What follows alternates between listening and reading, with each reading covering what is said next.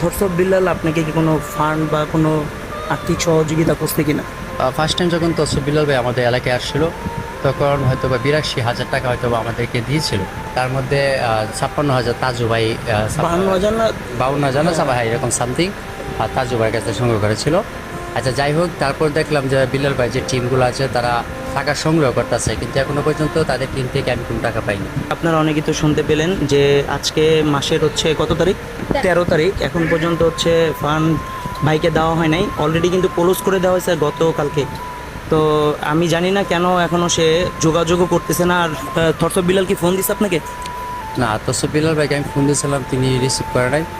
আর তসফ বিল্লাল ভাই এখনো পর্যন্ত আমাকে কখনোই কল দেয়নি। আপনারা অবশ্যই সবাই শুনতে পেলেন যে থটস অফ বিল্লাল এখন পর্যন্ত ফোন রিসিভ করেন এবং কলও দেন নাই। কিন্তু গতকালকে সে আইফোন কেনার জন্য ঢাকায় আসছে, কিন্তু তার সাথে কিন্তু দেখা করে নাই। বাকিটা আপনারা কমেন্টে জানাবেন।